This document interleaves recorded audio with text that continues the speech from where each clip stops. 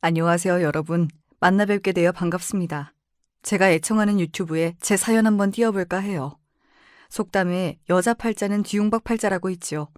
여러분께서는 이 속담이 맞는 얘기라고 생각하셔요?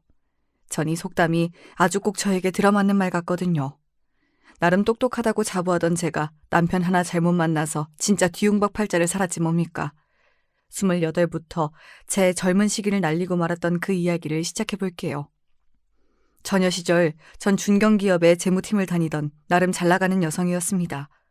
근 키에 늘씬한 몸매, 그리고 회사 일도 잘하는 자존심 높은 사람이었죠. 새로 오신 팀장님 환영 회식이 벌어지고 있던 술집에서 전 큰 위기를 맞았어요. 팀장님은 제 사정도 모르고 저에게 술을 계속 먹이시는 거였어요.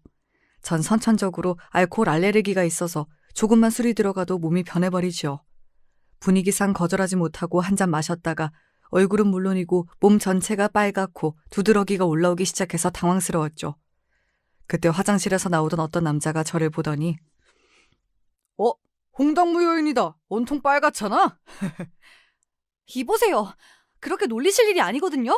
저 알코올 알레르기 때문에 지금 목이 붓고 너무 아프고 힘들다고요.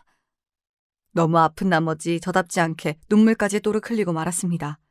그 모습에 미안해하던 남자는 초면인 저를 직접 병원에 데려다주고 치료가 끝날 때까지 옆에 있어 주었습니다. 알레르기 약을 맞고 증상이 호전되자 마음이 놓인 저는 그에게 고마움을 표현했죠. 그런데 그는 이렇게 너스레를 떨었어요. 고마운 건 알겠고 사람이 은혜는 갚아야 하는 거 알죠? 나에게 눈물로 호소해서 여기까지 동행했으니까 적어도 3번은 술, 아니 밥을 사셔야 합니다. 후일 그 남자는 제 남편이 되어버렸고 이날 첫 만남을 회상하면서 본심을 고백했죠. 그때는 당신이 어리고 처녀여서 그랬나? 얼굴이 빨간데 눈물까지 흘리는 모습이 얼마나 귀엽고 청초하던지. 한눈에 반해서는 이 여자가 내 운명의 여자구나 싶었지. 그리고 뒤이어 머리를 한 대 쥐어받고 싶은 말도 했지만요. 근데 지금은 여자가 왜 이렇게 억세고 귀여운 맛이 없어? 제대로 술을 배워볼 생각은 없을까? 당신이 술도 못하니까 같이 놀아도 재미가 없다고. 저와 정반대로 남편은 술을 아무리 마셔도 숙취도 별로 없고 쌩쌩하게 잘 노는 사람이에요. 특히 술 마시고 재미나게 노는 데는 한국 1등일걸요. 이게 집안 내력인지 남편의 여동생인 시누이 시어머니까지 시댁 집안 분들 다 술 좋아하고 유흥을 좋아하는 사람들입니다. 모였다 하면 술 마시고 알 수 없는 게임들을 해가면서 정말 재밌게 노는 것이 특기죠. 일례로 몇 년 전 친정 부모님이 오랜만에 상경해서 저희 집에 들리셨는데 일찍 퇴근하겠다던 남편은 감감무소식이었어요. 아유, 애들 아빠가 회사 일로 바쁜가 보지. 괜히 우리 왔다고 퇴근하지 마라.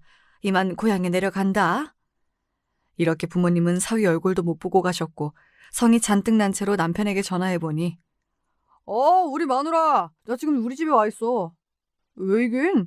우리 엄마랑 선영이랑 가족 단합회 겸 밥 먹고 술 마시고 있지. 시댁 가족끼리 참 사이가 좋고 화목하구나 싶어 결혼 초기에는 긍정적으로 보였지만 친정 부모님과 약속도 무시하고 부어라 마셔라 술판일 것이 뻔해서 짜증이 올라왔습니다. 제 속도 모르고 이미 취한 남편은 저보고 시댁에 건너와서 같이 놀자고 했죠. 지금 방에서 자고 있는 우리 애들은 어쩌고. 당신이나 열심히 놀다가 오셔. 내일 꼭 우리 부모님께 회사에서 바빠서 못 뵙게 되어 죄송하다고 연락드려. 아니나 다를까 남편은 얼마나 늦게까지 놀았던지 회사에 지각하고 말았지요. 우리 남편은 좋게 보면 성격이 화통하고 유쾌한 남자이지만 나쁘게 보면 유흥을 즐기고 술과 바깥 생활을 즐기는 풍은아와 같았습니다. 남자들 흔히들 하는 핑계 있죠. 바깥 일하고 사회에 있다 보면 술 마시는 일은 늘에 있지. 그런데 요즘 시대는 많이 바뀌었답니다. 저도 지금 과장 직급으로 회사 후배들을 대할 때면 깜짝깜짝 놀라요. 갑작스러운 회식을 잡기란 하늘의 별 따기이며 회식 자리에서 상사가 부하에게 술 한 잔이라도 강요하면 바로 다음날 인사과에 고발하니까요. 술 관련 사건 사고가 직장에서 많이 벌어지다 보니 회사 차원에서도 술자리 회식은 자제하라는 분위기입니다. 그래서 점심시간에 외부에서 식사하는 것을 회식으로 대체하는 문화가 널리 퍼졌죠.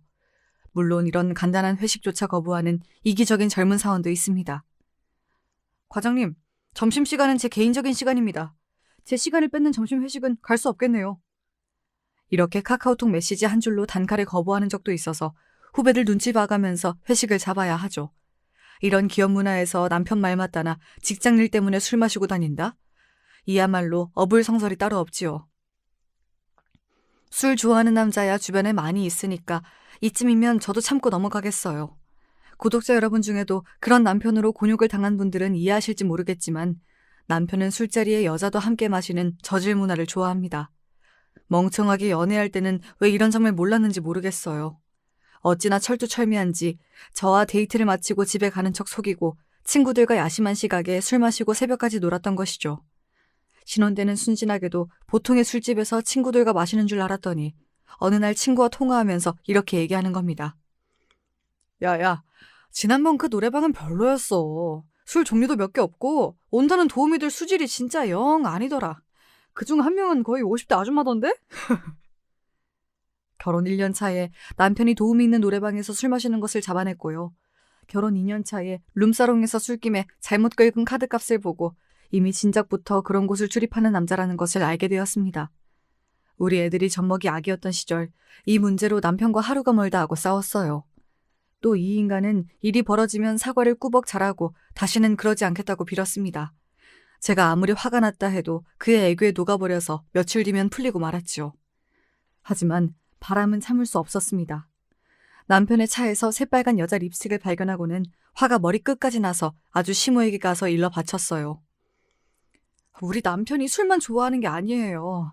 옛날부터 룸사롱 노래방이며 여자 끼고 술 마셨던 사람입니다. 그런데 이제 바람까지 피우고 다니는 것 같다고요. 전 이것만은 눈 감아줄 수 없습니다. 어머님께서 단단히 혼내주세요. 제 예상과 달리 시모는 눈 하나 깜짝하지 않았습니다. 아이고, 시 도둑질은 못한다더니만 제 아비 젊을 때 하던 짓을 그대로 하네. 자고로 남자가 술, 도박, 여자 이 중에서 한 가지 문제만 갖고 있으면 다행이다. 다 그러고 살아. 네가 남편 술 문제에 부들거리니까 오히려 남편이 너한테 기눌려서 그런 거 아니겠냐? 아량으로 남자 품고 살다 보면 다 제 마누라에게 돌아오게 되어 있어. 막말로 우리 애가 남의 집 여자랑 입 맞추기랬냐 여관을 갔냐? 아니, 어머님은 시아버님 때문에 그리 속 썩으셔놓고 아들은 괜찮다는 말씀인가요? 확실한 거 아니면 괜히 의심해서 부부싸움 키우지 말라는 게지. 의부증이라는 것도 있지 않냐? 우리 애가 워낙 잘생기고 여자들이 따라야 말이지. 도리어 시모는 흐뭇하게 자기 아들을 보며 웃고 있는 거 아니겠습니까? 전 미치고 팔짝 뛰겠지만 여자 물건이 발견된 것만으로는 남편이 바람을 피웠다는 확신을 굳히긴 어려웠습니다. 그 립스틱 회사에 가져가니까 밑에 여자 대리가 자기 거라고 하더라고. 지난번에 같이 거래처 갈 때 내 차에 탔는데 아마 그날 떨어진 모양이야. 내가 술집 다니면서 당신 속썩이긴 해도 당신 두고 절대 바람은 안 피운다고. 제가 발견했던 것 외에 다른 증거는 찾을 수 없었고 남편도 전과 다른 모습을 별로 보이지 않았어요. 그래서 바람피지 않았다고 호언장담하는 남편의 말을 믿고 넘어갈 수밖에 없었죠. 남편이 시댁 가족분들과 친하게 지낸다고 했는데 특히 시누이와는 아주 친했습니다. 둘이 옛날부터 함께 공유하지 않는 이야기가 없을 정도로 속을 터놓고 지냈죠. 전화도 매일같이 서로 하는 편이었고요. 그런데 이 남매가 이렇게 더욱 각별해진 것은 7년 전 시어머니가 돌아가신 뒤부터였어요. 건강하고 62세밖에 안 된 젊은 시모의 사망 원인은 교통사고였습니다. 하지만 어찌된 일인지 어머님 장례식에는 사람들이 와서 애도가 아닌 난동을 부렸지요. 어떻게 된 사연인지 찬찬히 설명해 드릴게요. 공무원이셨던 시아버지가 돌아가신 뒤로 유족연금으로 생활하던 시모는 늘 돈이 부족하다고 불평하셨어요. 그렇지만 본인이 직접 일을 해서 돈을 벌진 않으셨죠. 남편처럼 어머님도 외향적이고 활달한 성격으로 동네부터 여기저기 마당발로 지내셨습니다. 그렇다 보니 지인분들과 하는 계도 여러 개 있는 모양이었어요. 가끔 제가 안부 전화를 드리면 어디 개모임에 나와서 갯돈 수금하느라 바쁘니 나중에 통화하자고 하시며 급히 통화를 끊으셨거든요. 개를 해본 적이 없는 저는 그게 무슨 돈이 되나 싶어서 의아했지만 저희에게 돈 내놓으란 말씀 안 하시는 것만으로도 다행이다 싶었죠. 그러던 어느 날 갑작스러운 어머님 부름으로 회사 일을 마치자마자 시댁에 달려갔습니다. 남편과 시누이 그리고 시모는 잔뜩 긴장한 표정으로 심각한 이야기를 나누고 있었어요. 도대체 얼마나 들고 가시길래 도망까지 쳐야 하는 건데요. 얼마 동안 나가 계실 거예요? 내가 하던 갯돈을 다 합치면 2억 8천만 원이나 된다. 이번 기회 아니면 이런 큰 돈 내 평생 못 만져볼 거야. 하늘이 내려주신 복이라고. 엄마, 괜찮으시겠어요? 그 사람들이 경찰에 신고도 하고 전국 방방곡곡 찾아다니면 도주하는 것도 한계가 있을 텐데. 걱정 붙들어 매. 내가 그 사람들한테 잡혀서 깜방 가느니 그 자리에서 콱 죽고 말지. 저기 내가 다니는 사찰 승려님한테 부탁해 놓았어. 당분간 절에서 은둔하고 지낼 테니 너희들도 그런 줄 알고 이 엄마 찾지 말고 있어라. 남편과 시모는 울면서 자기 엄마를 배웅하고 시모는 여행 가방 하나 달랑 들고 잽싸게 나가버리셨습니다. 갯돈을 들고 튀면 많은 사람들이 피해를 보는 일종의 사기 범죄와 같은데 남편은 자기 엄마 끼니나 걱정하고 죄의식은 조금도 보이지 않았습니다. 그렇게 잠적해버린 시모는 불과 열흘 만에 싸늘한 주검이 되어 나타나고 마셨어요. 병원 응급실 연락받고 가보자 하얀 천으로 얼굴까지 가려져 있었지만 너무 끔찍한 모습이라 전 차마 확인할 엄두가 나지 않았습니다. 무단 횡단을 하시던 중 맞은편에서 오는 트럭을 미처 피하지 못하시고 그만 그 자리에서 이미 사망하셨던 것 같습니다. 그곳에는 어머님 동네에서 몇 번 뵈었던 상인 두 분도 같이 계셨어요. 그 사람들은 갑작스러운 비보로 슬픔에 잠겨있는 우리에게 와서 이렇게 얘기하는 겁니다. 당신들이 저 여자 자식들이지? 그럼 우리 개돈 들고 튄 여자에게 뺏긴 돈 당신들이 내놔! 지금 돌아가신 분 앞에서 무슨 상스러운 소리야. 우리 엄마가 교통사고로 갑자기 돌아가신 마당에 돈은 무슨 돈? 그래, 당신 엄마는 하늘에서 벼락 맞은 개지. 남의 피 같은 돈 훔쳐서 달아났다가 우리에게 딱 걸려서 도망치다가 척골이 되어버렸잖아. 남편은 상인 아저씨 말을 듣고 폭주하기 시작했어요. 그럼 당신들이 우리 엄마를 저 지경으로 만들었단 얘기야? 아들인 내가 너희도 똑같은 꼴 만들어주지? 아이고, 불쌍한 우리 엄마. 빚쟁이 피해 도망치다가 목숨까지 잃으셨어. 병원 안은 순식간에 아수라장이 되었습니다. 너희들 때문에 우리 엄마가 돌아가시고 말았다며 남편은 주먹을 휘둘러서 경찰서에 끌려갔어요. 시누이는 통곡하고 울고 있지 남편은 폭행건으로 조사받으러 가버렸으니 남은 며느리와 사위가 시어머님 장례식을 준비할 수밖에 없었죠. 그렇지만 장례식장을 찾은 분들은 애도하는 분들보다 돈 내놓으라면서 시모를 욕하는 사람들이 더 많았습니다. 어머니의 죽음은 너무 안타까운 일이었지만 이 광경을 보고 있노라니 사람이 생전에 잘 살지 못하면 그 떠나는 길은 치욕스러워진다는 교훈을 얻었죠. 이렇게 허망하게 시모를 보내고 나자 이제 남편의 친족은 여동생이 시누이뿐이었습니다. 그 후로 두 남매는 더욱 서로를 의지하고 없어서 못 사는 사이가 되었죠. 부천에 살던 시누이는 자기 남편을 꼬셔서 서울 우리 동네에 이사까지 왔습니다. 같은 아파트 단지에 살다 보니 시누이는 더욱 우리 집과 자주 왕래했어요. 가족끼리 가까운 곳에 살면서 지내면 저는 더 좋을 줄 알았습니다. 그렇지만 시누이를 가까이서 지내보니 시누이는 이기적이고 아나무인인 행동을 자주 보였어요. 그저 장난꾸러기 정도로만 생각했던 시누이의 두 아들들도 생각보다 문제가 많았고요. 우리가 살던 동네는 맨 땅에 주거단지로 개발된 지 얼마 안 되었고 아파트 단지가 세 군데뿐이라 동네가 아주 좁은 편이라고 볼 수 있습니다. 초, 중, 고등학교가 하나씩만 있다 보니 이 동네 사는 학생들도 다 이웃집 자녀들로 대충 사정을 다 알 수가 있었죠. 초등학교 3, 4학년이던 시누이의 아들들은 주변 친구들을 괴롭히고 자주 싸움을 일으키는 소위 문제아였어요. 동네 엄마들을 통해 이러한 소식을 듣고 있지만 남편에게 말하면 하여튼 할 일 없는 아줌마들끼리 입방 하나 찍고 문제야 문제. 우리 조카들이 씩씩하고 활달하고 남자애들이 그만하면 되었지 뭐. 원래가 그만할 때 남자애들이랑 치고받고 싸우면서 크는 거야. 당신도 괜히 그런 아줌마들하고 어울리지 마. 남들이 시조카 욕하는데 그걸 듣고만 앉아있냐? 아니라고 감싸줘야지. 이렇게 자기 조카들이라고 남편은 그 아이들을 감싸기만 했지요. 하지만 제가 보는 관점에서도 시조카들은 문제가 많았습니다. 시누이는 전업주부가 무슨 외출이 그리 잦은지 애들이 집에 있을 저녁 시간에도 어딘가로 나가 있었어요. 그래서 시누이 애들은 배고프면 자연스럽게 초인종을 누르고 우리 집에 그냥 들어옵니다. 자식과 다를 바 없는 조카들에게 밥 주는 것이 외숙모로서 무엇이 어렵겠습니까? 그런데 이 애들은 예의라고는 눈꼽만큼도 없어요. 집에 들어온 애들은 인사를 하지도 않고 다짜고짜 투정부터 부립니다. 외숙모! 고기 구워주세요! 고기요! 이렇게 식탁을 숟가락으로 쳐대면서 고성의 노래부터 시작해요. 동우야, 그건 식탁 예절이 아니야. 숟가락에 붙은 밥풀이 사방으로 튀잖니. 고기는 엊그제 구워줬으니 오늘은 된장찌개랑 생선구이 먹을 거야. 싫어! 나 고기 안 주면 밥 안 먹어요. 그리고 우리 엄마한테 다 이를 테야. 좋게 타일러분들 초등학교 4학년짜리 애가 이렇게 버릇없이 반찬 투정이나 해요.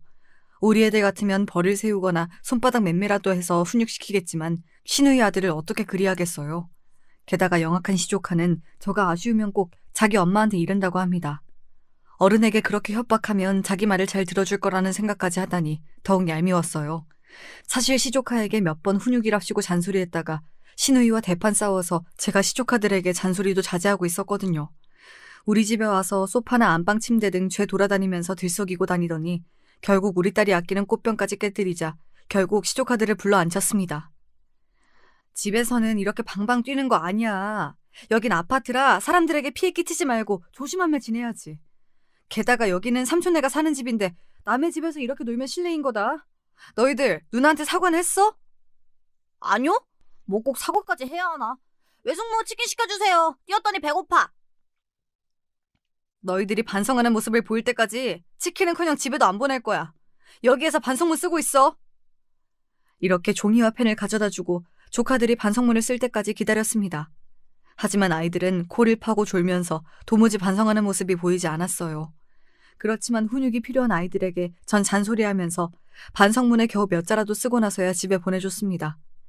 아이들이 자기 집으로 돌아가고 몇 분도 안 되어서 신우이가 우리 집에 분노로 코를 벌렁거리며 왔어요. 세훈이, 지금 우리 애들을 쥐잡듯 잡았다고 하고 애들이 기가 팍 죽어왔잖아요. 언니가 뭔데? 엄마인 나도 귀하게 키운 우리 아들들을 네가 뭔데 혼을 내? 이성을 잃고 저에게 반말까지 섞어대며 악다구니를 쓰는 신우이에게 전 침착하게 얘기했습니다. 아가씨, 나 우리 조카들에게 심하게 군 거 없어요. 집을 이렇게 아수라장으로 만들고서는 미안하단 사과 한 번 안 하길래 고작 반성문 쓰라고 한 것뿐이야. 그거 뭐 지혜방에 있는 꽃병 하나 깼다고? 쪼잔하게 그게 얼마나 된다고. 얼만데? 내가 돈으로 주면 될 거 아니야. 고모, 맨날 공으로 애들 봐주시는 우리 엄마한테 그러시면 안 되죠. 동우 걔는 저번에도 내 인형 코 찢어놓고 미안하단 말도 없이 가버렸잖아요. 이럴 때 적어도 사과해야 하는 거 아닌가요? 너 지금 고모한테 버릇없이 뭐라고 하는 거야? 어? 아주 속 좁게 구는 것이 제 어미의 제 딸이네. 야, 그거 고모가 돈으로 다 줄게. 얼마인데? 고모네 아들들이 망가뜨린 거 모두 다 합쳐서요? 20만 원도 넘을걸요? 지혜야, 아무리 억울해도 너희 고모야. 어른한테 그렇게 말하면 못 써. 어서 방으로 들어가렴. 제 말에 딸은 억지로 화를 누르고 자기 방에 들어갔습니다. 딸의 마음을 모르는 바 아닙니다. 전방지축 사촌 동생들 때문에 우리 딸이 그동안 참은 일이 많았죠. 한참 사춘기에 접어들어 예민한 여자의 방에 조카들이 함부로 들어와서 지혜 속옷을 갖고 돌아다니고 놀리는 통에 눈물까지 흘렸고요. 그나마 조카들이 지혜 누나는 무서워해서 이 정도였고 우리 둘째 아들은 그놈들에게 몸장난을 심하게 당해서 멍들고 아끼는 장난감까지 뺏겨야 했으니 말썽의 정도가 심했죠. 아가씨가 애들 교육 제대로 시켜서 보내면 나 아무 말도 안 해. 그런데 애들이 잘못해도 엄마가 싸고 돌기만 하니까 점점 더 버릇이 없어진다는 생각도 해야지. 지금 동우, 동재 이 동네 소문 어떻게 났는지 몰라? 동네 애들이 다 피하잖아. 어느 누가 내 아들들에게 그딴 소리를 내? 누가 하기는. 내가 여기 초등학교 학부모 회장인 거 몰라? 선생님들 사이에도 유명해. 동우한테 맞은 애들, 동재한테 괴롭힘 당한 애들 너무 많고 매해 학부모들이 걔네랑 같은 반 안 되게 해달라고 학교에 찾아온다고. 눈이 있으면 보고 귀가 있으면 좀 들어. 지난달에도 동우 담임 선생님이 학교폭력일로 부르셨다지 아마? 그동안 참고 있던 말을 주르륵 신우이에게 쏟아내니 신우인 명명백백한 사실들의 폭격에 할 말이 없어져서 증오하는 눈빛으로 노려보고 돌아갔습니다. 그동안 저도 저희이지만 우리 애들이 시조카에게 당한 일이 많아서 답답했는데 이렇게 할 말 다 하고 나니 속 시원했어요. 시어머니부터 남편, 신우이까지 시댁 사람들은 바람 잘 날이 없었습니다. 그런 시댁 챙기고 애들 건사하며 살다 보니 중년의 나이가 되도록 친정 부모님께 딸 노릇도 잘 못하고 살았어요. 명절이랑 생신마다 고향에 내려가서 하룻밤 자고 올라오는 것이 다였으니까요. 우리 부모님은 본디 모든 일을 스스로 하시고 자식에게 아쉬운 말씀 한 번 안 하신 분들이었습니다. 그래도 제가 참 잘못했어요. 아무 내색 없는 부모님이라고 해서 힘든 일이나 속사정이 분명 있으셨을 것을 자식인 제가 자주 여쭤보고 더 살펴드렸어야 했는데 제가 이렇게 뒤늦게 후회하는 이유가 있습니다. 2년 전 회사에서 있는 저에게 갑자기 아빠가 찾아오셨어요. 아빠, 연락도 없이 갑자기 어떻게 서울에 오신 거예요? 엄마 없이 혼자서 오셨네.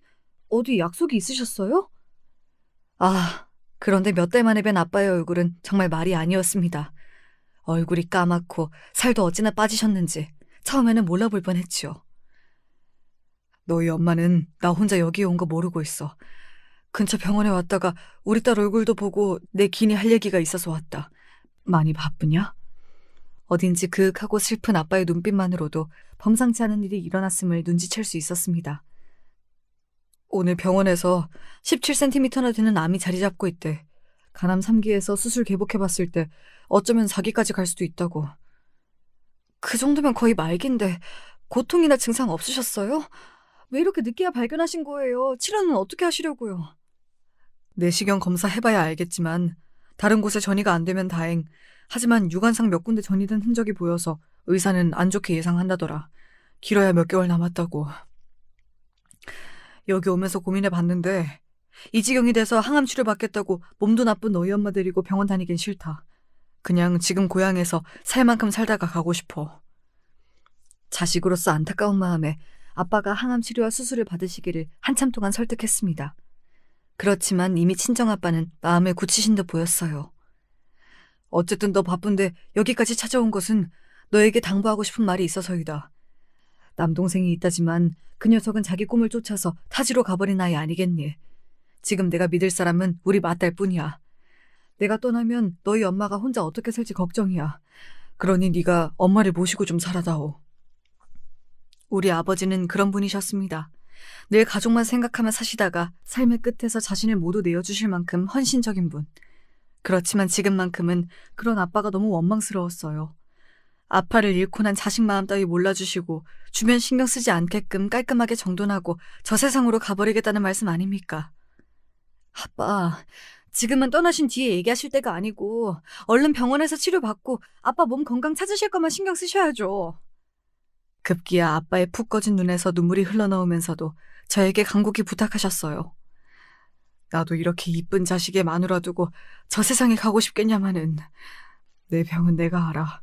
발버둥 쳐서 나을 것도 아니라면 남편으로서 아비로서 할 일 하다가 죽겠다. 그러니 일단 오늘 한 이야기는 엄마에게 당분간 비밀로 하고 이것만 약속해 다오. 지금 사는 집하고 땅을 처분하면 그래도 한 4억은 나올 거야. 김서방한테 이 유산을 다 줄 테니 장모님 잘 모시라고 설득하거라. 아빠 병을 고쳐보겠다고 병원을 알아봤지만 아빠의 말씀이 옳았습니다. 1년 생존율이 10% 이하인 간암 4기셨고 고통을 낮춰줄 강한 진통제 외에 다른 방도가 없으셨죠. 아빠는 재산을 처분하기 시작하셨고 우리 엄마와 저는 그 모습을 슬픔 속에 지켜보는 것 외에는 말릴 수가 없었어요. 아빠의 유언을 남편에게 상의하자 남편은 흔쾌히 수락했습니다. 장인어른이 그렇게까지 생각하셨다면요. 자식으로서 그 뜻을 받들어야지. 나 장인어른 유산 때문에 그러는 거 아니고 장모님이 그 시골에서 어떻게 혼자 사시겠어. 난 우리 부모님이 다 안 계시고 하니까 우리 집에서 장모님 잘 모셔드리자. 술 문제로 속만 썩이던 남편이 이렇게 듬직하고 믿음직스러운지 미처 몰랐어요. 그런 남편에게 마음속 깊이 고마워하면서 아버지 가시는 날까지 주말마다 찾아뵈었습니다. 아버지는 약 100일 만에 고통으로 신음하시다가 결국 숨을 거두시고 말았어요. 그분의 생전 뜻대로 친정엄마를 우리 집으로 모셔와서 함께 지내기 시작했죠. 친정엄마와 동거하고 얼마 뒤 남편은 저에게 넌지시 물었습니다. 그런데 말이야, 장인어른 유산은 언제 입금되는 거야? 갑자기 그 돈은 왜? 절차도 있고 세금 부분도 있고 정확히 언제일지 몰라. 당신 돈 필요해? 사고 쳤니? 아니, 그럼 돈 싫어하는 사람이 세상에 있어? 장모님이 여기 계시면서 불편하기도 해서 나 아예 회사 근처에 작은 원룸이라도 마련할까 봐. 술 먹고 늦게 들어오는 것도 눈치 보이고. 사람이 이럴 순 없습니다. 몇 년 전 남편이 추중폭행 사건으로 합의금 300만 원을 물어주어야 할 때, 시모가 급히 병원비가 필요하시다고 돈 500만 원을 요구하셨을 때, 그 외의 사건들로 급전이 필요할 때마다 남편은 저 모르게 우리 아버지에게 도움을 청했습니다. 저에게 말하면 면이 안 설까 봐서 장인어른에게 빌렸다고 뒤늦게 변명했지만 참 한심했죠. 그 은혜를 생각하면 아버지 유산이 없더라도 남편은 사회 노릇을 해야 한다고 생각해요. 막상 친정엄마와 함께 사는 동안 제가 없을 때 엄마 식사 챙겨드리는 일이나 병원을 모시고 가는 일조차 도와준 적이 없는 남편이 원망스러웠습니다. 그렇지만 남편 입장에서 충분히 불편해할 수 있겠다 싶어서 그러라고 허락해주고 말았죠. 저 역시 아무리 내 부모이기는 해도 엄마와 사는 일이 쉽지 않았으니까요. 서로 세대가 다르고 제각기 살아온 여자 둘이 한 집에 있으려니 음식부터 청소까지 집안 살림 의견도 맞지 않아서 엄마와 다투기도 했어요. 아빠가 아프시기 훨씬 전부터 엄마는 허리 디스크와 폐질환을 앓고 계셨습니다. 이 때문에 엄마를 병원에 자주 모시고 가야 하고 복용하시는 약도 많았죠. 하루에 몇 시간씩 와서 봐주는 도우미도 구해봤는데 요즘 분들은 집에 환자가 계시면 또 꺼리신다고 하며 금방 그만두곤 했어요. 직장 다니는 제가 아픈 친정엄마를 모시며 사는 것은 결코 녹록지 않았습니다. 툭하면 자기 애들 맡겨놓고 다니던 신우이는 우리 엄마가 오신 뒤로는 잘 찾아오지 않더군요. 어느 날 동네에서 놀던 시조카들을 발견하고 반가운 마음에 떡볶이 사주며 근황을 물었습니다. 우리 동우랑 동재는 외숙모 집을 그렇게나 좋아하더니 요샌 통 안 오네? 갑자기 오기 싫어졌어? 우리는 괜찮은데 엄마가 못 가게 해요. 그 집에 기침하는 늙은이 계신다고 거기서 폐병 옮을 수 있으니까 절대 가지 말래요. 누가 제 머리를 둔기로 내려친 듯이 정신이 어지러웠습니다. 아무리 제 집에서 자식들에게 하더라도 저렇게 정떨어지게 말할 수 있는 것인지. 우리 엄마 폐주라는 누구에게 옮기는 병도 아닐 뿐더러 사돈 어른을 늙은이라고 낮추어 부르다니 괘씸한 신우이였습니다. 거기에 더해서 친정엄마를 모신 지 한 달 만에 남편은 말을 바꾸고 나왔습니다. 나 더 이상 못 참겠어. 장모님 다른 데 집 얻어드리고 따로 살자. 당신은 주로 회사 근처 원룸에 머물고 가끔 집에 오잖아요. 그래도 불편해요? 세상에 아픈 장모님 모시고 사는 등신 같은 놈이 어디에 있냐? 나는 건강한 분이실 줄 알았지. 이렇게 간호가 필요하신 양반인 줄은 까맣게 몰랐다고. 오히려 내가 당신과 장인어른께 사기당한 기분이야. 무슨 말을 당신도 참... 사기라뇨. 우리 아빠가 유산 주시는 조건으로 우리 엄마 모시기로 했던 거 기억 안 나요? 그럼 엄마 내보내고 그 유산 포기하면 되겠네. 별, 뚱딴지 같은 소리 다 하네. 내가 언제? 나 그런 적 없는데? 법정 상속인이니까 유산은 당연히 물려받는 거고 장모님 모시는 건 다른 일이지. 당신이 정 못하겠다면 나랑 이혼하고 혼자 모시고 살던가. 참 희한한 일이었습니다. 불과 몇 달 전까지만 해도 유산이 아니어도 장모님 모시겠다던 남자가 모신 지 한 달 만에 이렇게 돌변하다니 말이에요. 막말로 어머님 수발 들고 모신 것은 다 제 몫이었지 남편이 도운 일도 없었거든요. 정말 억울했습니다. 이 남자는 정말 저랑 이혼할 각오까지 하고서 내뱉은 말이었을까 반신반의했죠. 하지만 남편은 진심으로 내뱉은 말이었던 모양입니다. 금방 이혼 서류를 보내겠다는 말을 남기고 당장 자기 짐을 싸서 집에서 나가버렸거든요. 이런 사단 중에 누구보다 걱정스러운 분은 우리 엄마셨어요. 얘야, 나는 혼자 나가서 사는 편이 더 좋으니 어서 김서방 잡아라. 내가 나가면 된다, 내가. 아픈 엄마 때문에 딸이 이혼을 하다니 그런 말도 안 되는 일이 있어서는 안 돼. 저와 남편과의 불화를 엄마 자신의 탓으로 돌리면서 한탄하고 계셨어요. 엄마 말대로 저는 급히 남편 뒤를 쫓았습니다. 엘리베이터를 타고 지하 주차장으로 향하는 문이 열리자 거기 서 있는 우리 차 앞에서 남편과 신우이가 보였어요. 아니, 유산도 포기하고 세연이랑 이혼하는 게 다 그 여자 때문이라고? 그 여자가 누구지? 생각지도 못한 신우이의 얘기에 전 재빨리 몸을 숨기고 남매의 대화를 엿듣기 시작했죠. 그래, 나도 유산 4억은 아깝지만 그 여자에 대해 진심이야. 그냥 여자들 데리고 노는 수준이 아니라 나 이 여자가 좋아서 미치겠어. 지금 사는 원룸으로는 만족 못하겠대. 우리 아파트에 들어가서 살고 싶으니까 본처 내보내라고 아니면 떠나버리겠다는데 내가 어쩌겠냐? 이 바보 멍충아. 아무리 여자가 좋아도 그렇지. 남편은 다름 아닌 상간녀 때문에 이혼을 결심했던 것이었습니다. 그것도 모르고 저와 엄마는 남편에게 미안한 마음으로 잡으려 했다니. 어떻게 이렇게 천치 같을 수가 있죠? 그나마 신우이는 정신이 제대로 박혔는지 자기 오빠를 설득할 줄 알았습니다. 그런데 여자 때문에 이성을 놓치지 말라고. 제살 분할권? 그런 게 있잖아. 그러니까 세연이랑 갈라서더라도 지금 사는 집이랑 세연이 친정 유산 반씩 나누고 나서 이혼하란 말이야. 비싼 변호사 구해서 그 사돈 어른 때문에 이혼하는 것처럼 꾸며내. 오히려 우리 유산까지 받아내고 이혼하려며 부추기는 신우의 말까지 듣고 나니 세상에 믿을 사람 하나 없다 싶더군요. 밝혀진 남편의 바람은 저에게 큰 충격을 주었고 더 이상 듣지 못한 채 정신 나간 여자처럼 12층 집까지 계단을 뛰어서 와버렸습니다. 김서방 걱정하시는 엄마에게 아무 일 없을 거라며 거짓으로 안심시켜드리고 전 욕실에 들어갔습니다. 다 죽여버릴 거야. 너희 남매 모조리 다. 샤워기를 크게 틀고 그 물소리에 묻히라는 심사로 악을 썼습니다. 그렇게 증오하고 또 증오하며 그들에게 복수를 계획했죠. 신우이가 바람피고 다니는 사실을 우리 동네에 모르는 사람은 없었습니다. 바보같이 착하기만 한 고모부가 불쌍하다고 동네 여자들이 입을 모을 지경이었으니까요. 미안하지만 우리 고모부도 이제 현실을 직시해야 할 때가 왔습니다. 다음날 제 입으로 고모부에게 진실을 폭로하고 말았어요. 동우 외숙모께서 야심한 시각에 연락을 다 주시다니 무슨 일 있으십니까? 네, 만나서 할 이야기겠지만 일단 상황을 간단히 알고 계셔야 할 것 같아서요. 지금 동우 엄마 집에 없죠? 오늘 동훈의 학부모 엄마들끼리 모임이 있다고 나가서 안 들어왔어요. 그렇군요. 오늘은 그 핑계를 대고 나갔군요. 제가 동우 초등학교 학부모 회장이고 동네 사정 잘 알고 있으니 의심 말고 들으세요. 동우 엄마는 여기저기 남자들과 만나고 다니면서 유부녀로서 해선 안 될 짓을 지속해왔습니다. 아마 지금은 요 앞 스크린 골프장에서 일하는 사람하고 노닥거리고 있을 거예요. 동네 사람이 2시간 전에 거기서 동우 엄마 봤다고 알려주더군요. 처음엔 고모부가 쉽게 제 말을 믿으려고 하지 않았습니다. 그래서 그동안에 신우가 했던 많은 불륜 사건 중 몇 가지만 설명하고 나니 점점 제 말을 믿더군요. 결국 제 말을 확인시켜주기 위해 고모부와 스크린 골프장에 쳐들어갔습니다. 너희 자식, 네가 뭔데 남의 마누라 옷 속에 손을 집어넣고 있냐? 너희들 무슨 사이야? 뭐야? 당신이 이 아줌마 남편이라도 돼? 여보, 제발 그만 좀 해.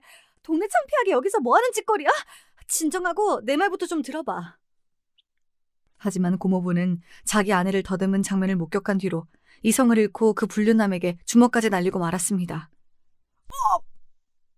불륜남은 외마디 비명을 지르고 바닥에 쓰러졌고 그 이후 그곳은 난리통이 되어버렸습니다. 고모부와 불륜남은 서로 뒤엉켜 싸움하다가 결국 주민신고로 경찰이 와서 그 자리에 있던 3사람을 모두 연행해 갔지요. 저는 그 장면 모두를 촬영해서 동네 아파트 단톡방에 올렸습니다. 그래야 신우이가 어떤 사람인지 모든 사람에게 까발려지고 창피해서 이 동네에서 나가고 말 테니까요. 웃긴 일은 그 장면을 목격한 사람은 저뿐 아니라 동네 사람 여럿이었고 그날 우리 동네 단톡방은 목격자들의 증언과 신우이에 대한 비난으로 불이 날 지경이었습니다. 그 여자 평소 행실이 정말 지저분한 거 여기 모르는 사람 거의 없을걸요?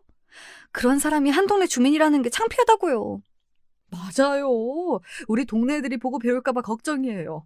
또 그 집 아들들은 또 어떻고요? 작년에 같은 반이었을 때 우리 집 아이도 걔네한테 이유도 없이 머리를 맞았다고요. 하루라도 빨리 그 문제 있는 집을 동네에서 내쫓아야 해요. 신우이가 제 오라비에게 뭐라 일렀는지 남편은 전화로 저를 다그치더군요. 당신이 뭔데 괜히 여동생네 집에 끼어들어서 이 지경으로 만드는 거야? 옆에 내가 잠자코 있지 못하고? 내가 잠자코 있는다고 당신 동생이 환양년 짓하던 게 덮어져요? 동네 단톡방 좀 보시라고요. 신우가 뭐하고 돌아다녔는지 온 동네가 알고 있어요. 고모부가 끝까지 모를 거라고 생각했어요? 자기 여동생만 두둔하면 다냐고요. 아이, 뭐 되는 일이 하나도 없네. 잔말 말고 장모님이나 빨리 요양원으로 모셔. 아니면 나랑 재산 절반으로 나누고 이혼이야. 알겠어? 아무리 팔이 안으로 굽어도 그렇지. 남편은 끝까지 자기 여동생만 감싸는 못난 사람입니다. 자기가 뭐라고 하든 이미 신우이의 운명은 결정되었습니다. 신우이는 동네에서 자기를 대놓고 비난하고 벌레 보듯 하는 시선을 견디다 못해서 결국 집을 부동산에 내놓고 말았죠. 동네 사람들 때문이 아니더라도 신우네 아파트는 처분해야 하는 상황이기도 했지만요. 우리 고모부가 신우이에게 이혼 소송을 걸었거든요. 알고 보니 고모부의 사촌 형 중에 변호사인분이 있어서 소송을 빨리 진행할 수 있었다더군요. 신우이의 외도를 혼인 파탄의 책임으로 묻는 이혼 소송을 시작했다고 합니다. 그리고 폭력 사건으로 경찰서에 함께 갔던 그 불륜남에게 상간자 손해배상 소송도 할 거라네요. 어느 날 고모부는 망고 한 상자를 사들고 집에 찾아왔습니다. 지혜랑 현욱이가 망고를 좋아한다고 해서 가져와 봤습니다. 감사합니다. 동우 외숙모께서 제 인생의 은인이세요. 얘기 안 해주셨으면 멍청한 놈처럼 전 그런 여자랑 평생을... 덕분에 나락으로 떨어질 뻔한 것을 여기에서 멈출 수 있게 해주셨죠. 아니에요. 제가 단초가 되어 불행한 일을 겪으시게 한 것 같아 마음이 불편합니다. 그런데 형님하고는 괜찮으신 겁니까? 쉽사리 입을 떼지 못하던 고모부는 제가 까맣게 모르고 있던 이야기를 들려주었습니다. 형님은 같은 남자로서 참 지저분한 놈입니다. 그런 자식을 형님이라고 부르기도 싫으니 아내 오빠라고 칭하죠. 아내 오빠는 자기 동생과 저에게 자신의 알리바이를 요구했었습니다. 알리바이라뇨? 그게 무슨 말이죠? 내 아내도 아내지만 그의 오빠라는 작자는 아주 오래전부터 여자가 있었습니다. 여자 끼고 마시는 술집에 가는 것은 약한 수준이고요. 골빈 여자 만나면 그 여자 집에서 거의 동거하듯 살기도 했어요. 그렇게 외박하는 날이면 내 아내에게 심지어 저에게까지 같이 있었다고 둘러대라며 시켰습니다. 그놈은 아예 두 집 살림을 그것도 한 번도 아니고 여러 번 하고 살아왔다는 놀라운 이야기였어요. 고모부는 자신의 폭로에 경악한 저에게 무릎을 꿇고 진심으로 사과했습니다. 정말 죄송합니다. 그래선 안 되는 거였는데 동우 외숙모가 얼마나 반듯하고 좋은 분인지 저도 알죠. 하지만 아내가 강요하고 형님이 강요하는 바람에 그땐 그 방법이 지혜네 가정의 평화를 위한 일인 줄로만 알았어요. 하지만 형님은 갈수록 불륜의 수위가 높아져서 저도 더 참고 있을 수가 없었습니다. 그래서 그이가 나에게 이혼을 요구했던 거군요. 단지 친정엄마를 모시기 싫다는 이유가 아니라 살림 차린 여자가 있어서. 이제야 눈이 떠지고 남편의 행동들이 이해가기 시작했습니다. 네, 지금 만나는 여자는 고작 두어 달 전에 만난 사이 같은데 형님이 단숨에 푹 빠져서 무척 좋아하는 것 같더군요. 그 여자 전화라면 만사 제쳐두고 달려가고 무리한 요구까지 다 들어주면서 말이죠. 결혼해서 패물인 늙은 마누라보다는 30살의 팽팽한 여자와 여생을 함께하고 싶다고 분명 그리 말했습니다. 고모부가 옮긴 남편의 말은 저에게 너무 잔인한 얘기들 뿐이었습니다. 그만, 고모부, 상간녀 얘기 이제 그만해주세요. 그냥 참고 넘어가기에는 고모부가 옮긴 남편의 말이 제 심장을 갈기갈기 찢어놓는 것 같았습니다. 저야말로 참으로 한심한 여자였습니다. 고모부가 자기 아내의 실체도 모르고 살아주는 바보 같은 남자라고 생각했는데 저는 더한 남편을 옆에 두고서 모르는 채 살아왔으니 말이에요. 고모부는 저에게 동정의 눈빛을 보내면서 명함 하나를 주었습니다. 제 이혼 변호사이자 사촌 형입니다. 능력 있고 승소도 많이 한 변호사니까 도움이 되실 거예요. 꼭 형님에게 몹쓸 짓 되갚아주시고 돈 한 푼 못 받고 쫓겨나게 해주십시오. 제가 도울 일이 있다면 언제든지 연락주세요. 고모부를 보내고 나서 겨우 마음을 진정시키고 있는데 친한 동네 엄마에게 연락이 왔습니다. 지혜 아빠 요 며칠 안 보이던데 어디 출장 간 거 아니었어? 지금 그 집 시누이랑 둘이 닭 한 마리 호프집에서 아주 심각하게 얘기 중이던데? 분명 그들은 그곳에서 더러운 음모를 계획하고 있을 것이 분명했습니다. 제보를 듣자마자 모자와 마스크를 쓰고 가서 그들 뒤편 자리에 앉아 염탐했죠. 그래서 변호사가 뭐래? 에이, 장인어른 유산이 법적으로 나한테 권리가 없다네. 게다가 지금 이혼하고 나면 그 유산이 오기도 전에 남남이 되는 거라서 지금 아파트 재산 분할이 고작일 거라고. 아이씨, 나 어쩌냐? 애인 하루라도 빨리 이혼하고 아파트에 들어가자고 보채고 있는데. 아, 어쩌지? 이럴 때 가장 좋은 것은 세연이랑 그 안 싸돈 어른이 딱 살아주는 건데 뭐 방법이 없을까? 그러게. 무슨 신문 기사처럼 독약이라도 써서 보내버려야 하나. 그런데 넌 어떻게 되는 거냐? 동우 아빠가 결국 너랑 이혼하겠대?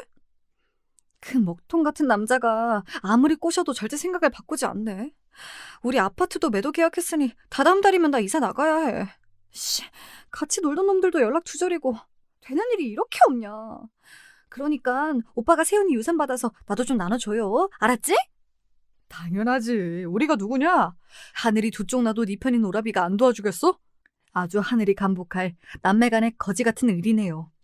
그들의 대화를 듣고 있으니 저도 고모부도 불쌍한 배우자들이었습니다. 남편 놈이 거지꼴로 이혼할 방법을 당장 찾아야겠다는 생각에 다음날 바로 고모부가 소개한 변호사를 찾아갔습니다. 그 변호사는 제 이야기를 모두 듣더니 자신만만하게 웃었습니다. 안 그래도 사촌동생이 간곡히 부탁해서 언제 연락하시나 기다리고 있었습니다. 저에게 아주 기막힌 묘안이 있어요. 위안 부담이 있긴 하지만 그래도 들어보시겠어요? 저는 악마가 계약하자고 덤벼도 넘어갈 정도로 절박한 상황이었기에 아무리 위험하다고 해도 변호사의 이야기를 따르기로 했습니다. 그분의 묘안은 저로서는 생각지도 못한 방법이었고 정말 그대로만 한다면 결국 남편은 이혼하면서 한 푼도 건지지 못할 것이었죠. 바로 변호사는 남편의 외도를 이유로 하는 이혼 협의 소송을 청구했습니다. 이혼하고 싶어 안달났던 남편도 이를 받아들이고 소송 중이던 어느 날 남편의 전화를 받으니 다급한 목소리가 들려왔죠. 너 우리 아파트랑 유산을 몽땅 어떻게 한 거야? 우리 변호사가 재산 조회를 해보니 우리 아파트는 대출이 가득해서 남은 돈이 거의 없고 장인 어르신이 남기셨다는 부동산도 몽땅 처남에게 갔다는데? 사실 그 전에 제가 무슨 일을 벌었었냐면 말이죠. 우리가 살던 아파트는 제 단독 명의로 되어 있었어요. 잦은 술 문제로 서약서까지 써놓고 결국 또 문제를 일으켜서 아파트를 제 명의로 바꾼 적이 있었거든요. 우리 아파트를 담보로 최대한 대출받고 나서 그 돈은 현금으로 모두 인출하고 어딘가에 숨겨두었습니다.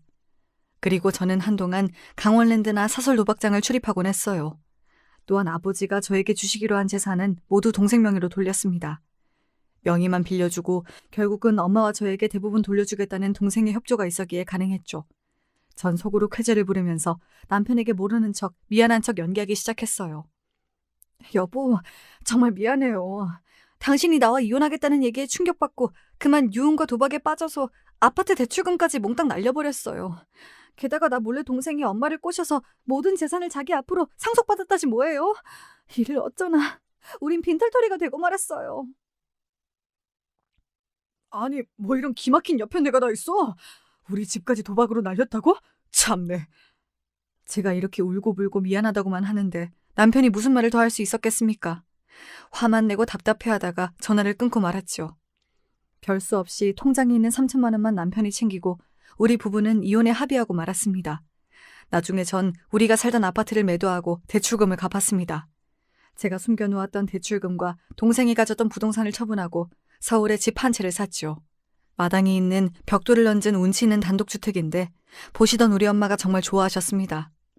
1층은 우리 가족이 사용하고 2층은 신혼부부 세입자에게 월세를 놓으니 더할 나위 없이 좋았죠. 늘 고향집을 그리워하던 엄마는 종종 앞마당에서 볕도 쐬시고 이사 후 건강을 많이 회복하셨습니다. 여러모로 참 다행이죠. 아, 이혼한 남편과 시누이는 어찌 사는지 궁금하시다고요? 그들은 아주 신세 말아먹었죠 뭐. 시누이는 고모부와 갈라서고 양육권마저 빼앗겼습니다. 자기 때문에 갈라섰고 경제력도 없는 여자니까 당연한 결과였죠. 그런데 이혼 후 버릇 못 버리고 여기저기 껄떡대다가 어떤 유부남 아내에게 걸려버렸고 상간자 손해배상 소송으로 돈도 물어주게 생겼대요. 집도 절도 없이 남편 집에 얹혀 사는 주제에 말이죠. 전 남편은 어디 멀쩡히 회사 다니겠습니까? 고모부의 도움으로 함께 남편 직장에 가서 남편의 불륜 사실을 만천하에 폭로했죠. 미친 척하고 로비에서 난동을 부렸더니 금세 사장님 귀에까지 소식이 들어가서 퇴사 권고 처리되었답니다. 회사 이미지를 실추했다나요? 말이 퇴사 권고지 그냥 너 나가라는 회사의 암묵적인 경고이죠. 쪽팔려서라도 회사에 그대로 다닐 수 없었을 테고요. 그러니 월세집 살면서 직장도 없는 남자 뭐가 좋다고 상간녀가 붙어 있겠습니까? 당신은 처남이 해준 돈으로 넓은 집에서 산다지? 나는 당신 때문에 직장 잃고 집도 없이 있는데 혼자 그렇게 사니 좋냐? 진작 당신 같은 사람 떼어버리고 혼자 살 걸 그랬어. 경제적으로 풍요롭고 애들 잘 크고 당신이랑 시누이 안 보고 사니까 만사 형통이네? 너 도박으로 아파트 날린 거 진짜야? 어디다가 돈 숨겨놓고 그런 거 아니지? 만약 그렇다면 인간적으로 나 1억만 주라. 어? 내 동생 때문에 미치겠어. 좁은 집에 같이 사니까 이게 집안 살림도 안 하고 맨날 퍼져서 놀고 먹기만 해. 나가라고 해도 갈 데 없는 년이라 버티고 있는데 내가 집어넣어서 나가야지 못 살겠다. 얼마 전 남편이 뜬금없이 전화해서 이렇게 신세한탄 하더군요. 그 우애 좋던 남매도 돈 떨어지고 같이 사니까 원수가 되는 모양입니다. 남 등쳐먹을 궁리만 하던 사람이 그리 산다니까 아주 통쾌했어요. 당신은 참. 법원에서 나 돈 없는 거 다 나왔잖아. 그런데 당신 그 여자는 어쩌고 시누이랑 사는 거야? 내 돈만 빨아먹고 달아난 년 회사에서 잘리고 온 날 어떻게 알았는지 바로 집 나갔더라. 휘갈겨 쓴 쪽지 하나만 남기고서. 거지같이 좁은 집에 월급도 안 들어오는 늑다리 나 없이 잘 사세요. 그 여자가 말한 게 당신 현실 맞네 뭐. 빨리 직장이나 잡고 바르게 잘 살아봐요. 애들은 내가 잘 키우고 살 테니. 그리고 이제는 우리 연락하지 말죠. 저는 냉정하게 통화를 종료해버리고 이후 전 남편과 아예 연 끊고 살고 있습니다.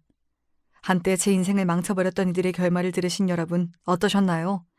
개똥 같고 튀다가 사고당한 시모부터 바람피고 가정 버린 남편의 시누이까지 시댁 사람들은 왜 하나같이 그 모양인지 모르겠어요. 이 사람들을 반면교사 삼아서 저는 하늘나라에 부끄럼 없이 잘 살아보렵니다.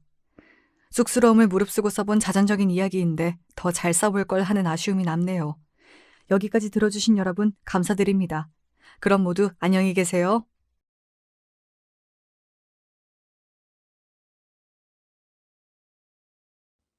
안녕하세요. 세상 모든 자녀들이 그렇겠지만 전 저희 부모님께 참 미안한 게 많은 사람이에요. 그 이유 중 하나가 제 결혼이라는 게 더더욱 죄송할 뿐이고요. 전 강동구에 살고 있는 40대 초반의 주부고 참 뭐랄까 이런 나이에 딸을 신경 쓰시게 했네요. 암튼 저 못지않게 사고를 맨날 치고 다니는 이가 있었으니 그는 바로 제 남편이에요. 차라리 제 자식이라면 어떻게건 품고 살아볼 텐데 요건 어떻게 해야 될지 모르겠어요. 제가 화를 내도 늘 별 수 없더라고요. 당신 이번 주에 우리 아빠 칠순 여행인 거 알지? 그럼 당연하지. 갑자기 왜 물어보는 거야? 갑자기라니. 당신이 언제 이런 거 말해놓고 약속 지킨 적이 있었어? 에이, 왜 또 그래? 나 진짜 안 그런다니까. 작년 아버님 생신 땐 내가 진짜 너무 힘들어서 그런 거야. 나도 그럼 힘들 때마다 어머니 전화 안 받고 나 하고 싶은 대로 살아도 되지? 아이고, 우리 마눌님 또 예민해지셨네. 내가 뭘 해드릴까? 어? 뭘 어떻게 해야 기분이 나아지겠어? 제가 이렇게 미리부터 화를 내는 이유는 남편이 그 전년도 우리 아빠 생신을 무작정 펑크내버렸거든요. 아빠도 많이 놀라셨어요. 저기 이서방은 안 온 거냐? 왜 너랑 애들만 왔어? 아, 그게 아빠 아무것도 아니야. 일단 식사부터 하셔요. 어제까지만 해도 나한테 온다고 했었는데 무슨 사고라도 난 거 아니지? 아, 사고. 저기 회사에서 뭐가 일이 터졌대. 수습하러 갔어요. 신경 쓰지 말고 우리끼리 밥 먹어요. 그러면서도 전 전화를 한동안 놓지 못하고 있었어요. 왜냐면 이 인간이 저한테 아주 큰 대형 사고를 치고 가버렸거든요. 화장실 가려고 잠깐 나간 사이 남편으로부터 전화가 와서 기겁을 하며 받았어요. 인간아, 당신 지금 어디야? 어디냐고? 아, 진짜 부재중 전화가 거짓말 안 하고 정확히 19통 와 있네. 왜 이래 무섭게? 왜 이러냐고? 오늘 무슨 날인지 몰라 지금? 와, 나 지금 화딱지 나서 돌아버릴 것 같아. 그게 내가 요새 계속 말하지 않았나? 나 공황장애 왔다고. 공황장애? 그거 내가 오는 게 맞지 않아? 지금 이 상태가 딱 공황장애 같은데 나 당신 때문에 진짜 숨도 못 쉬고 쓰러질 것 같거든? 날 왜 이렇게 괴롭혀? 우리 선영이 또 말 험하게 한다. 오빠가 그러지 말랬지. 저기 아버님한텐 내가 전화 드릴게. 공황장애 때문에 병원 왔어 지금. 다음에 찾아뵌다고 하고 오늘 내 카드로 맛있는 거 많이 사드려. 보통 여기까지만 대화를 들어도 이 남자가 일반 가정의 남편이 아니라 되게 현대판 한량처럼 느껴지지 않으시나요? 게다가 카드는 개뿔이요. 저 인간 월급은 들쭉날쭉 갖다 주기 때문에 카드값도 뒤죽박죽으로 밀려요. 헛소리하지 말고 당장 어딘지 말해. 진짜 위치 추적기 같은 거 달아버리기 전에. 나 정말 오늘 화가 너무 많이 나서 못 참겠어. 말 자꾸 무섭게 할 거야? 저기 나 기분 좀 전환하려고 부산 내려왔어. 호철이 형이랑 여기서 바람 쐬고 회 먹으니까 기분 좀 나아진 것 같아. 다음엔 가족들끼리도 오자. 와, 내가 여기저기 다 들쑤시고 신문할까 봐 알아서 말하네. 안 되겠다. 나 오늘이야말로 어머니한테 연락할 거야. 아들놈 다시 가져가시라고. 여보, 여보 진짜 왜 이래? 진정해. 전 여기서 전화를 끊다 못해 아예 꺼버렸고 화장실 내부에서 얼마나 숨이 막히던지 숨이 안 쉬어지더라고요. 제 신세 잠깐 탓하다가 오늘같이 좋은 날을 망치기 싫어 참았어요. 아빠, 애들 고생 또 많이 컸지. 혜린이 이번에 또 치아가 하나 빠졌어. 내가 뽑아주기 무서워서 치과 갔다니까. 그러게. 점점 이러다가 못난이 되겠다. 그래도 애들은 금방 나잖아. 그럼 곧장 또 나더라고. 자리 잘 잡아야 되는데. 아 참, 아빠 이것 좀 더 드세요. 아빠 앞에 음식을 더 덜어드린 다음 그래도 손주 손녀 양쪽에 끼고 좋아하시는 모습을 보며 겨우 참았죠. 서이놈이 정말 엉망진창이지만 그래도 그 아래 손주 손녀들이 대신 효도를 하고 있으니 아빠 그래도 만수무강하시라고 속으로 되뇌었네요. 그러고 돌아와서 전 남편 짐을 싹 싸놓고 캐리어 하나를 꽉꽉 채운 상태로 현관에 내놨어요. 애들은 궁금해했지만 답해주지 않았고 진짜 이번에야말로 끝을 보리라고 다짐했는데요. 얄미운 인간이 또 이럴 때 쓱쓱 빠져나가더라고요. 기막히게 이런 분위기를 눈치챈 거예요. 선영아, 방금 이서방 다녀갔다. 그 뭐야, 뭐 좋은 걸 받아왔다고 고기 세트 놓고 갔더라. 잘 먹을게. 뭐라고? 지금 다녀갔어? 씩씩거리던 절 이런 식으로 대충 때우고 눌러앉으려는 인간이 너무 밉더라고요. 이날 들어오면서 제가 싸둔 짐도 모른 척하고 능글맞게 넘어가고 지 손으로 다시 훌훌 풀어서 넣어놓는데 저도 참 바보예요. 그런데 아무튼 이런 식이라 저도 칠순 여행은 더더욱 단도리를 했어요. 아무래도 이때 자기도 뼈아픈 경험을 했었던 건지 칼같이 비행기표 챙겨가지고 같이 제주도 따라오긴 했답니다. 자기가 노년에 이혼이라도 당할 걸 체감했는지 아니면 얼마 전 무작정 사버린 오토바이 때문인지 몰라도 우리 아빠한테 엄청 아부를 해댔어요. 아버님, 여기가 엄청 맛집이래요. 국수집들 진짜 많고 다들 맛집이라고 광고해 대지만 여기가 찐이라니까요. 그래. 자네 장모가 진짜 국수라면 환장을 했었지. 장모님 돌아가시기 전에 많이 왔었어야 했는데 저도 그 생각하면 또 눈물 나려고 하네요. 이렇게 심팔을 찍어가며 비위 맞추는 남편의 모습이란 정말 너무 싫었어요. 그래도 어쩌겠어요. 홀로 되신 지 얼마 안 된 우리 친정아빠란 하나밖에 없는 딸 부부가 잘 살아야 복이잖아요. 일단 우리 남편이란 작자한테 제가 왜 이렇게 크고 작게 불만이 많냐면요. 남자로서 가장 기본적인 거, 월급 갖다 주는 일을 똑바로 안 해요. 저도 아이 어린이집 보내고 이랬기 때문에 가끔씩은 제가 메꿀 때가 있는데 그걸 믿고 있는 것 같아요. 당신 뭔가 착각하고 있는데 이 집 가장 당신이야. 세대주도 당신이고 돈 벌어서 집 대출 착착 갚고 생활비 보태야 하는 주된 업무 당신이야. 왜 자꾸 내 월급 믿고 슬쩍 모른 척해? 그게 아니라 회사에서 일 터진 거 수습하다 보니까 내 돈이 들어가서 어쩔 수가 없었어. 이번 달엔 200만 원만 줄 수 있을 것 같아. 장난하냐? 장난해? 나 이러다가 혜빈이 학교 가기 시작하면 일 그만둘 수도 있어. 왜 내가 돈까지 벌어다 줄 거라고 생각해? 애 둘 혼자서 힘들게 보고 있잖아. 남편은 이러면 또 기막히게 눈치가 빨라가지고 그런 달은 또 돈을 400 맞춰서 갖다 줘요. 이런 남편에게 질려있는 저에게 그나마 중간딸이 역할을 하는 사람이 신우였답니다. 옳게 있잖아. 우리 영민이 때문에 고생 많지? 이 녀석이 얼마 전에도 엄마한테 돈을 빌리러 왔었다니까. 엄마도 고개를 절레절레 하더라고. 무슨 돈이요? 지금 돈 넣을 구멍이 없을 텐데. 아니, 돈 달라고 하는 곳이 더 있는 건가요? 그게 아니라 전에 엄마가 얼마씩 줬었던 것 같아. 혹시 옳게 생활은 잘 되고 있는 거지? 내가 정말 대신 미안해. 저놈 너무 철이 없어. 이렇게 시댁 식구들도 어느 정도는 제 남편의 본질을 인정했답니다. 결혼할 때에는 그렇게 별이라도 따다 줄 것처럼 굴었던 사람이에요.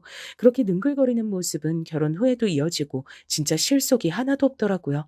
그리고 이 집에서 제 편을 그나마 들어줬던 건 딱 한 사람 신우뿐이고요. 나머지는 다들 별로예요. 특히 어머니의 갑질은 정말 대단했답니다. 오죽하면 제가 이런 말까지 했을까요?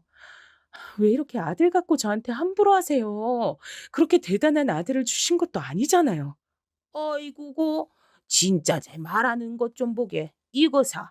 네가 바로 며느리란 자리에 있는 거야. 심히 알길 뭘로 하는 거야, 진짜. 적당히 우습게 알아야지. 당신 왜 그래 진짜. 엄마 그러지 마. 곱게 얘기를 해야 이 사람도 시어머니 말을 들을 거 아니야. 자꾸 싸우는 어투로 말을 하니까 일이 안 되지. 그냥 노력하지 마세요, 어머니. 어머니 아들도 우리 집 우습게 보는데 제가 굳이 어머니랑 잘 지낼 필요 있나요? 뭐야, 이걸 진짜 감히 우리 아들을 욕해? 제가 어머니한테 감정이 나쁜 이유는 그렇게 절 불러다가 시댁 잡일을 시키시거든요. 온 김에 좀 이따가 네 신우도 올 거니까 저녁이나 먹자. 거기 냉장고 보면 고기 있고 찬장에 국수도 있어. 네가 국물만 좀 내놓으면 돼. 저희는 이제 집에 가봐야 돼요. 어머니 화장실 청소하고 베란다까지 다 닦느라 저도 팔이 너무 아파서요. 이 사람 이제 집 앞에 다 왔대요. 뭐야? 그럼 우리 아들 이제 집에 왔다는데 들어오기도 못하고 그냥 간단 말이냐? 왔으면 엄마 밥 먹여야지. 됐고 얼른 들어오라 그래. 어머니, 저 진짜 허리 아프고 힘들어서 음식 못해요. 그만 가서 쉬고 싶네요. 무릎도 아프고 서 있질 못하겠어요. 저는 이 정도까지 말하면 어머니가 물러주실 줄 알았지만 끝끝내 고집을 부리시더라고요.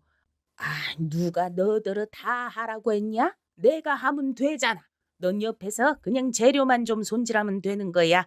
그럼 우리 아들 이 앞인데 밥도 먹이지 말고 보내라고? 어머니, 그런 말씀이 아니잖아요. 저는 단지 너는 네 하고 싶은 대로 다 하고 살아 좋겠다. 애미한테서 아들도 뺏어가서 못 보게 하고. 이러고 계속 실랑이를 벌이고 애들은 지 아빠 보고 싶다고 하던 차에 남편이 들어온 거예요. 엄마 나왔어. 뭐야 분위기 왜 이래? 아이고, 속 시끄럽고 영 기분이 안 난다. 내가 너 밥해 먹이려고 했는데 네 마누라가 싫다잖냐. 어머니, 저 디스크 터지고 몸 안 좋은데 오늘 와서 청소도 다 해드렸잖아요. 앉아 있는 것도 괴로운데 어떻게 밥을 해요? 엄마, 엄마 내가 같이 할게. 왜 이래들 싸우지 말고. 미쳤어? 네 마누라가 여기 있는데 네가 왜 일을 해, 이놈 새끼. 네가 그렇게 팔푼이처럼 구니까 마누라가 우습게 보는 거 아니야. 그러니 처음엔 멋모르고 기다리던 애들도 울먹거리기 시작하고 전 허리에서 번개가 스치는데 진짜 죽을 맛이었어요. 이렇게 싸우는 일들이 쭉 늘어서 옥신각신하다 보니 어머니가 좋게 보일 리가 없었죠. 게다가 제가 처음에 임신을 했을 때에도 저에게 보통 상처를 주신 게 아니었거든요. 나는 성별 같은 거 하나도 안 따져. 바라는 게 없다니까.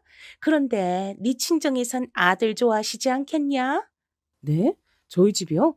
저희 아빠 말씀이세요? 아빠가 왜요? 왜? 내가 듣기론 네 친정아버진 무조건 손주로 갖고 싶어 하시던 것 같던데 뭘. 아까 내가 반찬 갖다 주고 스쳐가면서 슬쩍 물어봤어. 반응이 그렇더라고요.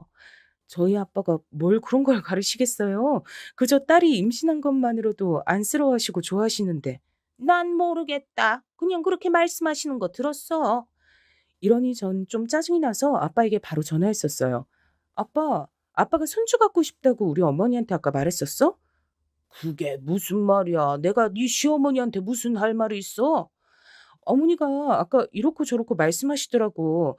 난 지금 입덧하고 힘들어 죽겠는데 본인이 아들 보고 싶은 걸 괜히 아빠 핑계 대는 것 같아. 그래?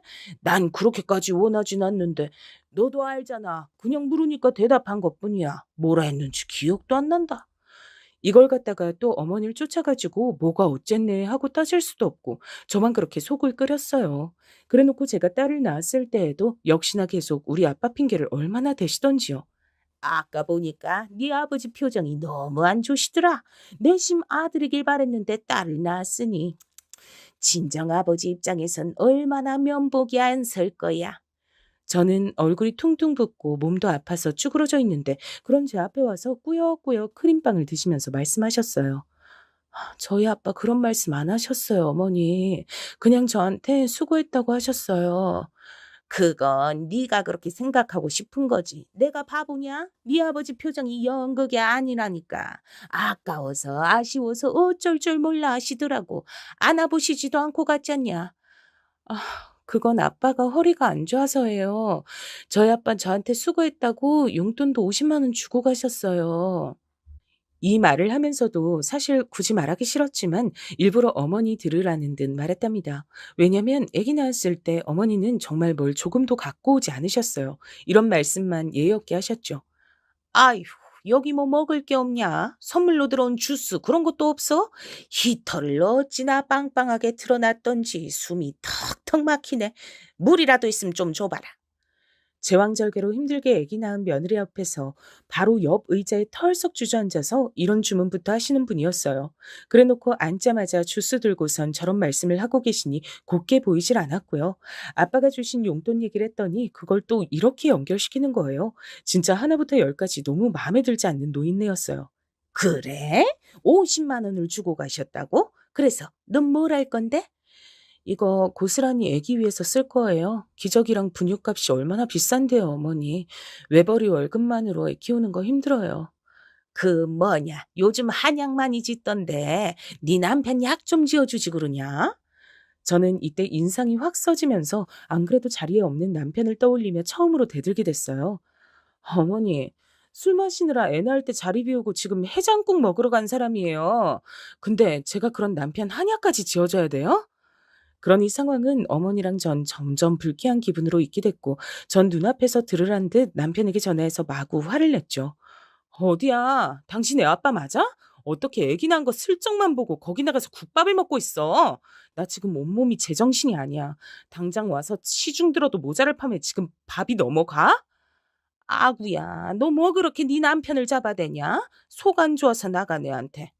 어머니, 저는 저희 남편이 애 낳느라 이렇게 사지가 고통에 빠져 있으면 안쓰러워서 종일 붙어 있었을 거예요. 솔직히 이런 말씀드리기 좀 그런데 우리 아빠도 서희가 그 자리에 없는 거 보고 많이 실망하셨어요.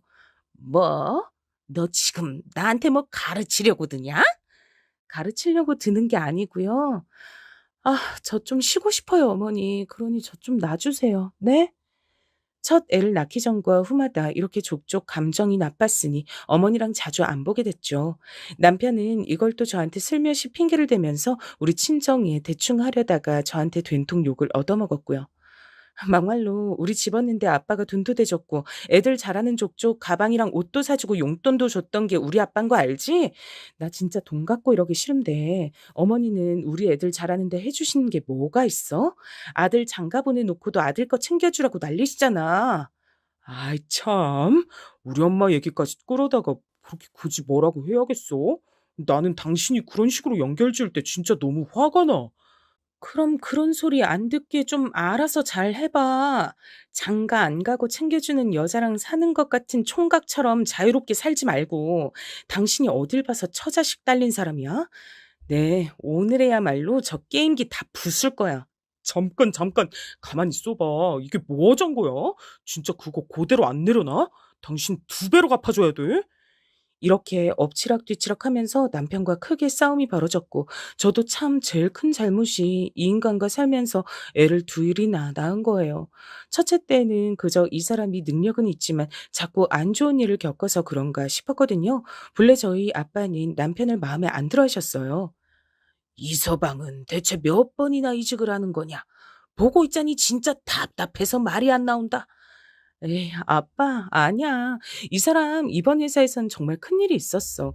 이번에 내가 옆에서 지켜보다가 화나서 그만두라고 한 거야. 너무 그렇게 예민하게 받아들이지 마. 내가 화가 안 나게 생겼어? 자식을 낳았으면 애비가 돼가지고 뭔 짓을 해서라도 돈을 벌어야지. 당연한 거 아니냐고. 그걸 마누라가 처가해서 돈 터올 때까지 기다리고 앉았는 거 아니야. 아, 참. 아빠 왜 이렇게 흥분을 하고 그래. 진짜 아니라니까. 아빠가 오해한 거야. 저는 이때 한껏 아빠 앞에서 남편 편을 들었어요. 그때만 해도 이 사람이 그렇게 이상하진 않았거든요. 어쩌면 저를 아주 보기 좋게 잘 속이고 있었던 걸까요? 그러고 얼마 안 가서 둘째가 생겼고 또 임신 기간엔 남편도 잘했어요. 그런데 출산할 무렵 또 이직을 했던 거죠. 그쯤부터 화가 났고 이제 어머니를 뺀 부부 둘만의 사이도 나빠진 거예요. 당신처럼 자꾸 몰아붙이기만 하면 뭐도 안 돼. 내가 집에 있고 싶어서 이런 거 아니잖아. 나도 장인 어른께 돈 타 쓰는 거 자존심 상한다고. 너무 그렇게 기 다 죽이고 그러지 마. 어? 더 말하기도 지친다. 잔말 말고 빨리 취업해. 더 얘기하기 싫어. 이런 상황이 이어지다 보니 둘째가 태어나고 난 뒤 참 아이에겐 미안하지만 우리 부부의 사이는 급속도로 악화됐죠. 사실 분명한 모양새로는 남편이야 저한테 매달렸고 제가 내치고 있는 중이었답니다. 그러니 제가 일선에 빨리 뛰어들 수밖에 없었어요. 우선은 그렇게 진행하던 중에 쭉 부어오던 적금은 무슨 일이 있어도 해약하지 않고 버텼답니다. 아빠가 신신당부하셨거든요. 고생은 지금 니들처럼 젊을 때 하는 거야. 나이 더 먹으면 하고 싶어도 못해. 그러니까 지금부터 먹을 거 안 먹고 더 아껴서라도 적금은 꼭 들어라. 월급의 50%는 반드시 드러내야 돼. 아빠, 말도 안 되는 소리 하지 마. 내가 어떻게 지금 수준의 돈을 그렇게 모아? 하려고 해도 못한다니까. 그럼 너 혜빈이랑 키우면서 노후는 무슨 대책이 있어? 너부터도 아빠가 뭘 해줄 거라고 생각하지 마. 이서방도 그렇게 입 다물고 돈을 모아버릇해야 정신 차리지. 니들 삶은 니들이 살아야 된다고. 저는 순간적으로 이 말에 눈이 번쩍 들었어요. 틀린 말은 아니었거든요. 우리 부부가 돈이 없기도 했지만 뒷날 대책은 더 없었어요. 저 역시 은연중에 아빠에게 기대고 있는 부분도 있었고요. 알았어. 그래. 별 수 있겠어. 애들 생각해서라도 돈 무조건 입 다물고 모아야지. 아빠는 이 와중에 또 염려가 되셨는지 계속 잔소리를 하셨는데 이게 훗날 제게 피가 되고 살이 될 줄 몰랐어요. 이서방한텐 네가 얼마 버는지 다 오픈하지 마 그냥. 그런 거 말해봤자 좋을 거 다 하나 없겠다. 저렇게 마누라며 처가 믿고 직장 그만둬버리는 녀석은 한번 제대로 쪼들려봐야 돼. 지 딸이랑 아들이 배고프다고 우는 꼴을 봐야 지멋대로 절대 직장 못 그만두지. 이러니 저도 여러모로 참고가 되어 월급을 전부 오픈하진 않았고요. 거기다가 다 같이 적금하는 통장엔 금액을 조금 더 늘려서 넣었어요. 뭐? 그렇게나 많이 어떻게 적금을 들어? 당신 돈 없다고 우는 소리 할 땐 언제고? 돈이 없으니까 더 적금을 들어야 되는 거야. 당신 그 게임기랑 오토바이까지 팔아서 넣으라고는 안 할 테니까 조용히 협조나 해. 그래서 우리가 알고 있는 그 통장 안에선 돈이 조금씩 불어갔죠. 하지만 혹시나 하는 마음으로 저는 비밀번호를 알려주진 않았어요. 왠지 믿음이 안 갔거든요. 언제는 남편이 지나가든 슬쩍 물어봤어요. 맞아. 그 통장에 돈이 좀 모이지 않았어? 거의 한 10억 된 거 아니야? 10억 같은 소리 한다. 10억을 우리가 만져나 보긴 했어? 얼마 안 되는 돈에서 겨우겨우 50%씩 쪼개가며 넣은 거야. 10억까진 아니어도 나이 먹고 애들한테 손 벌리지 않을 만큼은 모았어. 그렇게 넘어가는 것 같았는데요. 이후에 한 사건을 기점으로 제가 완전히 뒤집어지는 일이 발생했어요. 왜냐면 어머니가 길에서 쓰러지셨다는 연락을 받고 남편은 갑자기 청개구리의 삶을 청산하려 들더라고요. 나 정말 우리 엄마한테 잘못하면서 살아온 것 같아. 너무 지은 죄가 많아. 이제 잘하고 싶어. 왜 그런 생각을 진즉 못하고 이제 와서 그래? 당신이 패기친 게 어디 어머니뿐이야? 나랑 애들은 안중에도 없고? 남편은 워낙 지멋대로 사는 인간이라 제 말은 그냥 대충 건너뛰고 이렇게 말하더군요. 엄마 좀 돌봐드리고 싶어. 우리 엄마 평생 고생하면서 살아왔다고. 어머니 길에서 쓰러지신 게 아니고 빗물에 미끄러지신 거래. 좀 전에 잘 계신다고 연락 왔어. 그게 뭐? 그건 그럼 다친 것도 아니야? 당신은 내가 장인어른 안 챙긴다고 뭐라 하더니 이런 건 진짜 야박하네. 꼭 그렇게 말을 해야 돼? 그런 뜻은 아니라니까. 당신이 갑자기 안 하던 짓 하려고 되니까 불안해서 그러지. 그러던 남편은 괜히 씩씩거리면서 저에게 죄책감을 들게 만들더니 기어이 사고를 쳤어요. 앞서 제가 한번 언급했었던 우리 집에서 그렇게 금고마냥 쭉 놔둔 적금 말이에요. 글쎄 이걸 남편이 건드린 거예요. 솔직히 이게 인간이 맞나요? 짐승이 아닌가 싶을 정도예요. 전 한동안 그쪽을 열어보지 않았다가 알게 됐고 이것도 계기가 있었답니다. 잠깐만, 내가 잘못 로그인했나? 왜 잔액이 2만 얼마뿐이지? 컴퓨터 화면을 재차 다시 응시해봐도 제가 적금 일합시고 쭉 틀어놓고 확인했던 내역이 보이질 않았어요. 암만 해도 이상하다 싶어서 몇 번이나 체크를 해봤는데 인터넷 검색과 은행 문의와 여러 가지를 통틀어 본 결과 제가 10년 만기로 들어두었던 그 적금은 그간 쌓인 이자들과 함께 증발해버린 거예요. 세상에, 이건 이런 짓은 할 건... 저는 이때 안 그래도 집에 잘 안 들어오지만 요 근래 유독 안 들어오고 연락도 없던 남편에게 전화를 했는데요. 역시나 연결이 안 됐어요. 진짜 미치고 팔짝 뛸 것 같아서 어머니에게 전화를 걸었고 어머니도 한참 뒤에 받으시대요. 왜 그래? 나 지금 여기 근교에 나와 있다. 아참, 안 그래도 전화를 하려고는 했었는데. 어머니, 이 사람 연락되세요? 이 인간 진짜 미쳤어요. 저 신고할 거예요. 가만 못 둬요, 정말. 얘는 이게 무슨 소리야? 저는 정신없이 혀가 막 입천장에 들러붙는 중에 힘겹게 말했어요. 인간이 우리 적금을 들고 튀었다고요. 거기 얼마가 들어있는데 세상에. 뭐야? 아니, 저기 잠깐만 있어봐. 전화 바꿔줄 테니까. 너 이리 와서 전화 좀 받아라. 저는 이때 눈이 휘둥그레지면서 정말 제 머리 위로 뭔가 물음표라도 솟아오른 느낌이었어요. 어머니가 바꿔준 전화 속 주인공은 다름 아닌 남편이었거든요. 여보세요? 아니 왜 이렇게 시끄럽게 그래? 너, 야, 야! 아이 참 귀청 떨어지겠어. 다시 말해봐봐. 왜 그러는데? 너 내 돈 갖고 튀었잖아. 튀었잖아. 지금 어디야? 당장 겨나와. 아 진짜 여보 이러지 좀 마라. 튀다니 무슨 말을 그렇게 저급하게 해. 그리고 이게 어떻게 당신 돈이기만 해? 내 돈이라니 진짜 서운하네. 나도 여기 보탰잖아. 잠깐, 나 숨 좀 쉬고. 이게 말이 되니 너? 여기 어디에 네 지분이 있어? 있어봤자 20%도 안 될걸? 너 이 돈 갖고 뭐 했어? 어디 해외라도 튄 줄 알았어. 나 지금 쓰러지기 직전이라고! 그러자 남편은 갑자기 전화하는 환경이 좀 바뀌는 것 같더니 어디 밀실 같은 곳으로 들어갔는지 전화가 울리더군요. 그게 저기 말이야. 상황이 이래 됐는데 내가 전부터 말했잖아. 엄마한테 잘하고 싶다고. 당신도 알다시피 우리 엄마가 요즘 결론만 말해. 나 지금 가타부터 들을 정신이 못 되거든. 빨리 말해.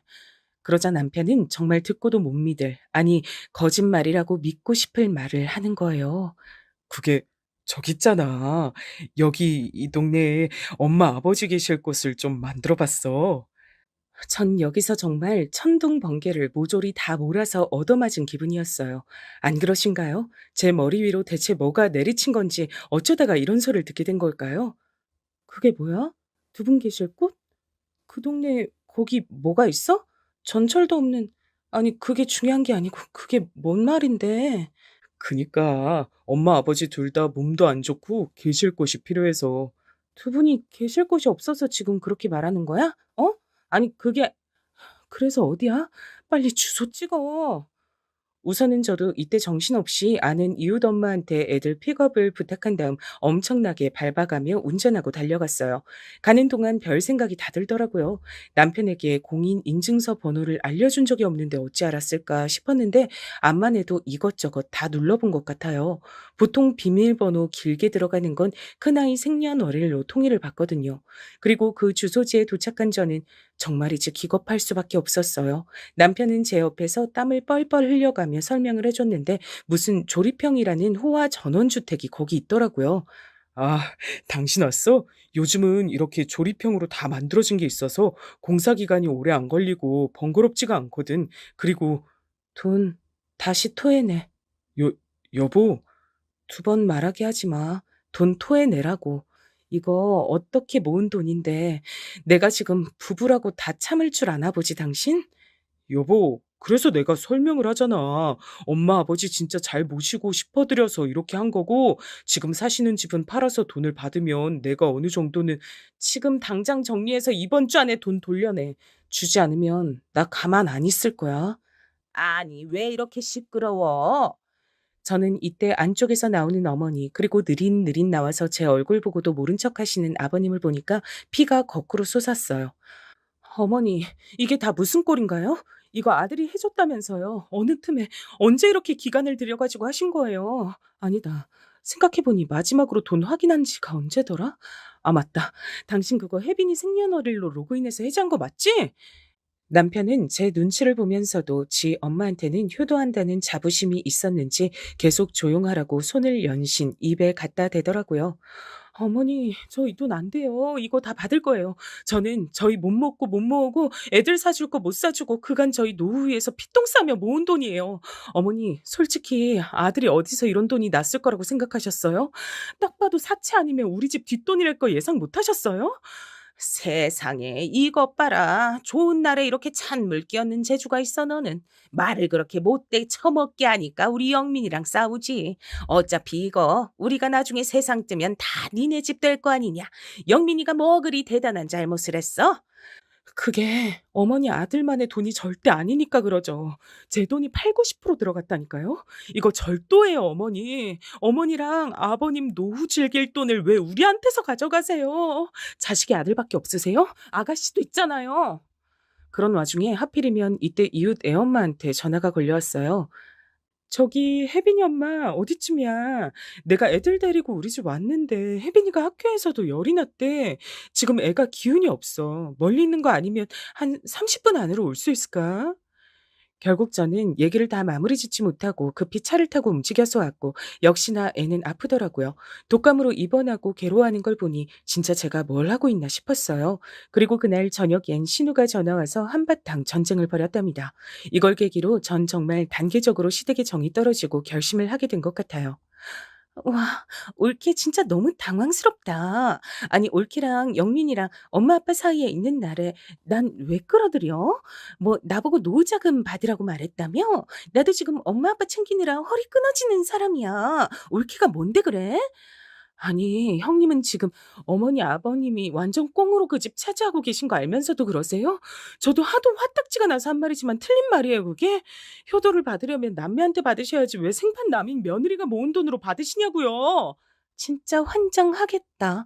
내가 팔은 안으로 굽는다 소리 들을까봐 매 순간마다 그렇게 모든 상황에서 옳게 편 들었어. 영민이도 평소에 얼마나 야단 쳤는지 알아? 근데 말을 어쩜 그렇게 하냐, 나한테? 누가 보면 내가 아주 엄마 아빠 다 내팽개치고 사는 사람인 줄 알겠어. 형님, 저 지금 이렇게 감정적으로 노래하면서 뭐 말하고 그러기 싫어요. 전 지금 그 돈 없어진 것 때문에 제정신 아니고요. 돈 받을 때까지 오늘부로 전 잠을 못 자요. 누가 더 힘들겠어요. 그건 영민이랑 둘이 얘기하라고 왜 나한테 그러는데. 남동생이 옳게 돈 훔쳐다가 형님네 어머니 아버님한테 호강시켜드린 거니까 당연히 책임 있으신 거 아니에요? 제가 지금 생판 이웃집 다른 아줌마 붙잡고 말하고 있어요? 이렇게 시끄럽게 싸우는데도 남편은 그 망할 전원주택인지 뭔지에서 살림을 차리고 안 나왔고요. 그러고도 다음 날 연락을 안 받아서 뭔가 했는데 믿어지시나요? 형님은 저한테 그렇게 자기도 부모님께 뭔가 했다고 생색을 내더니 그 생색은 바로 시댁 가족 베트남 여행이었어요. 아, 돌겠다. 당신 지금 베트남이라고? 공항? 야, 이게 말이 되냐? 당신 진짜 세상에 무서울 게 없나 보다. 당신도 당신이고, 어머니도 어머니고, 아버님도 아버님이고, 형님도 형님이야. 진짜 다 같이들 어지간히 진상직 타면서 산다, 정말. 당신 내가 설명한다고 했는데도 가버렸잖아. 이건 엄마 아픈 거 걱정해서 누나가 준비한 여행이야. 이미 3달 전부터 계획했어. 말했으면 당신은 당연히 안 갈 거였잖아. 일단 나 일정 시작해야 되니까 다시 전화할게. 그러고 전화는 끊겼고요. 이런 통화를 하고 난 어떤 여자가 제정신으로 있을 수 있을까요? 저는 더 참을 수가 없어서 발을 동동 구르다가 제발 이쪽에는 오픈하지 말자, 참자 그렇게 다짐했던 곳에 입을 열고 말았답니다. 그건 정말 최후의 보루였던 저희 아빠였어요. 아마 아빠가 알게 되시는 순간 모든 건 끝난 거나 마찬가지였거든요. 그래서 참고 미루고 미뤘던 건데 이제 제 힘으로는 해결이 어려웠어요. 아니나 다를까 아빠는 제정신이 아니셨고요. 당장 이서방 여기로 불러. 내가 오늘 진짜 다 부수고 뒤엎어버릴 거다. 어딨냐 그놈의 자식. 아빠, 그게 저기 놀라지 말고 여기 물 좀 마셔. 잠깐만. 일단 물 좀 마시고 그게 어머니 아버님 모시고 베트남 여행 가 있어. 3일 뒤에 온다더라고. 뭐? 어딜 뭐가 어쩌고 어째? 이놈의 것들을 그냥. 아빠, 일단은 진정해. 나도 어떻게 해야 될지 모르겠어. 이미 결론은 났으니까 너가 선택을 해라. 무슨 선택? 아빠는 뭐를 결심했길래? 아빠는 이때 우두커니 바닥만 보고 계시더니 곧장 다시 고개를 바로 세우고 거칠게 말씀하셨어요. 이혼해라. 아빤 그 말밖에 할 게 없다. 이 말은 정말 제가 이 인간과 쭉 살아오며 가슴에 담고 있던 그 말, 마치 사직서처럼 품고 실제로 보여주진 않았던 말이었어요. 이혼하라니. 정말 말이 나오질 않더라고요. 아빠, 나도 그 생각은 했지만 그렇게 생각하는 이유가 뭐야? 그놈은 답이 없어. 생활력도 없는 놈이 자기 마누라랑 딸, 아들 생활비 쪽에서 모은 돈을 그냥 감정에 취해서 지 부모한테 저 갖다 준 거지? 그놈 새끼 나중에 빚져서 사채 써서 더 사고 칠 거다. 나는 너 그런 꼴 되는 거 못 본다. 지금 상황이 처참하지만 이게 마지막이라고 믿고 싶어. 아빠는 아주 비참한 얼굴로 저랑 눈도 안 맞추고 막상 딸이 이혼길을 걷게 되는 게 속상하셨던지 힘겹게 말씀하시더라고요. 빚이라니. 아, 생각만 해도 끔찍하네, 정말. 그렇게 들으니까 나도 이젠 그냥 덮진 못하겠다. 안 되겠다. 지금도 빚이 있는 건 아닌지 별 생각이 다 들 정도야 지금. 좌우지간 너 이혼해. 재산도 어떻게 나누는지 그거나 이제 머리 식히고 알아봐라. 똑똑하게 야무지게 잘 챙겨 먹고 나와. 머리를 식히기는커녕 좀 더 아득해진 저는 주변을 수소문해서 최대한 제 신분을 밝히지 않는 선에서 이것저것 조사해 봤어요. 남편과 결혼 10년을 넘었으니 재산 나누기가 되지만 한편으론 걱정스럽더군요. 이 인간이 전혀 기여도가 없는데도 돈을 반을 나눠야 한다니. 근데 애들은 네가 키울 거 아니야? 저쪽은 애 키울 능력이 전혀 안 되는 거잖아. 키울 생각도 없고. 그럼 그거 그냥 다달이 양육비로 꾸준히 받아먹는다고 생각해. 딴 건 몰라도 양육비는 구렁이 담 넘든 못 넘어가. 이제 법으로 문제되거든. 이런 조언들을 얻어서 전 아직 한국에 들어오지 않은 남편에게 카톡으로 이혼을 선포했고요. 밤에 정말 전화가 불나도록 걸려왔지만 받지 않았어요. 어차피 다음날 시댁 식구들이 다 우리 집에 들이닥칠 것을 대비하여 저도 만반의 준비를 해두었답니다. 역시 예상한 대로 남편은 사색이 되어 뛰들어오더군요. 멍청한 사람이에요, 정말. 아니면 절 너무 의지하게 제가 제 무덤을 팠던 걸까요? 여보, 진짜 왜 이래? 장난이 너무 심하잖아. 진짜 나 잠을 못 잤어. 중간에 비행기 연착해서 얼마나 똥줄 탔는지 알아? 전화를 왜 안 받냐고. 그리고 이혼이라니. 이혼이 뭐야? 아니, 왜 집은 이 모양인데? 왜 곳곳마다 비어 있어? 애들은 한 번에 그렇게 따다다 묻지 마. 정신 산만하니까. 당신이 말한 대로 이혼 서류 준비했고 작성하면 돼. 이 말하고 있는데 어머니랑 형님도 뒤늦게 막 뛰어서 따라 들어오더라고요. 야, 뭐 하자는 거야, 너? 이혼? 아이고, 진짜 며느리 하나 잘못 들여가지고 내내 가슴이 쫄아드네, 정말. 옳게. 와, 사람 피 말리는 재주가 있다, 진짜. 내가 여행 가기 전에 그렇게 말했는데도 말귀를 못 알아먹었어? 옳게 왜 이렇게 사람을 괴롭혀, 정말. 부모님 모시고 여행 간다는 사람한테 이혼 통보가 말이 돼? 그러니 저도 우뚝 일어서서 팔짱을 끼고 말했어요. 어머니, 자꾸 그렇게 들어놓고 아프다고 그러지 마세요. 그러니까 아들이 남의 돈 갖다가 표면한 효도한다시고 헛짓하잖아요. 넉넉하지도 않고 가끔 아들이 본인한테 와서 생활비도 빌려갈 정도인데 10년치 적금 해지하고 전원주택 지어준다는 걸 그냥 꿀꺽 드셨어요? 이게 말이 돼요? 뭐? 아이고, 아이고야. 아이고, 가슴이야. 예, 영민아, 나 죽겠다, 진짜. 그런 놀이는 이제 그만 적당히 좀 하세요. 하나도 안 먹히거든요. 전 이혼 결심했고 그 전원 주택인지 뭔지 팔아서 재산 나누셔야 할 거예요. 너 말 더 해봐. 이런 못된 것 같은 이라고. 여보, 이걸 팔라니. 아니, 한 번에 갑자기 이렇게 사람을 몰아붙이는 게 어딨냐고. 저는 그들이 널브러져 있는 곳 위로 이혼 서류를 푹 던졌고요. 더 말하기도 짜증나지만 이렇게 던졌어요. 진짜 끝까지 사과 한마디 없이 본인들 입장밖에 말할 줄을 모르네. 그러니까 나도 내 할 말만 해야겠다. 뭐 끝이 안 나겠네. 남의 돈 꿀꺽 해놓고 못 주겠다 이거지? 나도 살아야겠어. 나도 애들 끼고 걔네 먹이고 살리고 입혀야 되거든.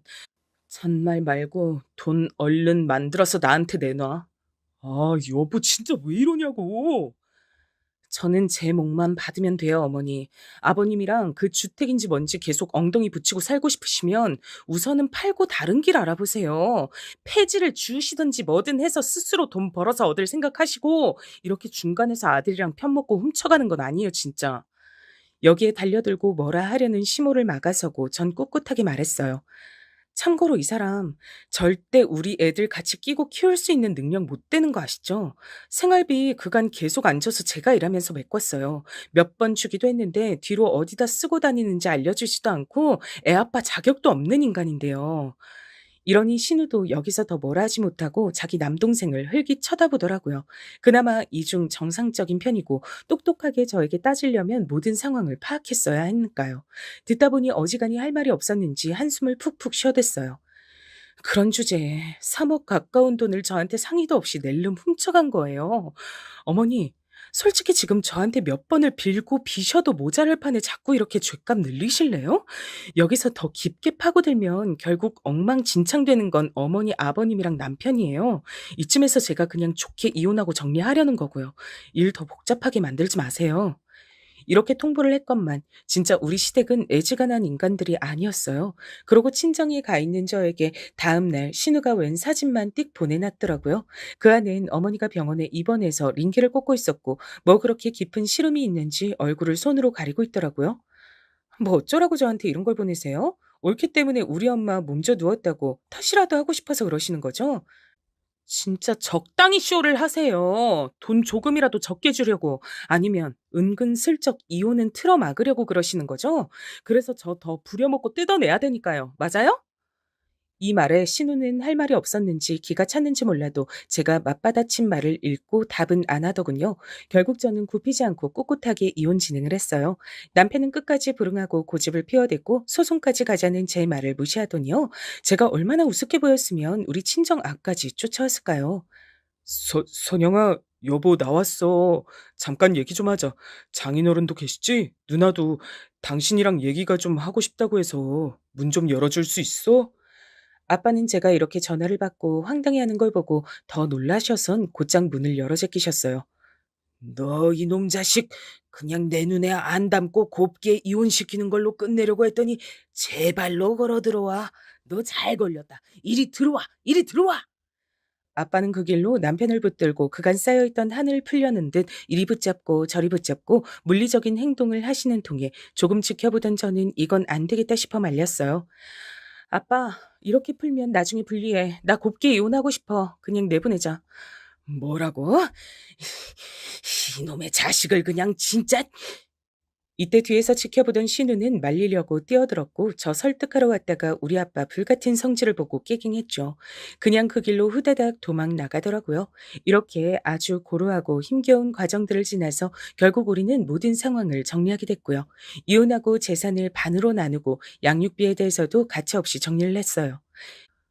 양육비를 이제껏 생활비 주듯이 굴면 애들 못 보게 하는 걸로 안 끝나. 답답하고 지옥 같은 제 2의 인생을 살게 해줄 테니까 명심해. 본인이 뭔 짓을 저질렀는지 뼈저리게 느끼면서 살아. 남편은 여전히 절 어떻게든 구슬리면 될 줄 알았는지 늘어졌지만 전 쳐냈고요. 이제 이혼하고 시간이 겨우 조금 지나 안정이 됐어요. 애들 못 보면 큰일 나는 줄 아는 어머니가 이럴 땐 도움이 되더라고요. 마무리에 제가 하도 윽박질러 내서 그런지 어찌됐건 애들 양육비는 꾸준하게 들어오고 있어요. 그 전원 주택도 팔아버리고 뭐 했는지 몰라도 적금 그대로 돌려받았고요. 같이 넷이 살던 집도 팔아서 반 똑바로 나눴네요. 사실 그것도 그놈 자식 돈이 얼마나 들어가 있냐? 그걸 반이랍시고 지가 뭔 기여도가 있어서 가져가는지 모르겠다만 덕분에 그렇게 생활력 없던 인간이 지금 꼬박꼬박 양육비 주고 있잖아. 내가 볼 땐 그거 깨서 주고 있는 것 같아. 난 이제 그 인간은 신경 끌 거야. 애들한테만 집중하려고. 전 여러모로 마음에 유혹이 있었지만 끊어내고 친정아빠랑 같이 살지 않고 근처에 따로 집을 얻는 쪽을 택했어요. 그렇게 가까이 얻을 거면 같이 살면서 돈 절약하는 게 낫지 않냐? 그래도 내 명의로 조그만 집도 있고 자꾸 기댈 데가 없다고 생각해야 나도 더 악착같이 벌어서 애들 잘 키우고 살 수 있을 것 같아. 그나마 아빠가 그간 냉정하게 야단 쳐준 덕에 그 10년 만기 적금도 모으고 했던 거거든. 아빠 딸 열심히 해볼 테니까 응원만 해줘요. 그리하여 전 아이들 학교 보내고 어린이집 보내가면서 정말 바쁘게 살고 있어요. 애들도 처음엔 힘들었지만 가까이에 외할아버지가 계시기도 하고 원체 지들 아빠랑 싸운 정이 없어서 그런지 몰라도 조금씩 받아들이더군요. 좌우지간 이제 워킹맘이자 싱글맘이 되었으나 힘내보려고 합니다. 언젠간 좋은 날이 오겠죠. 그럼 모두 감사합니다.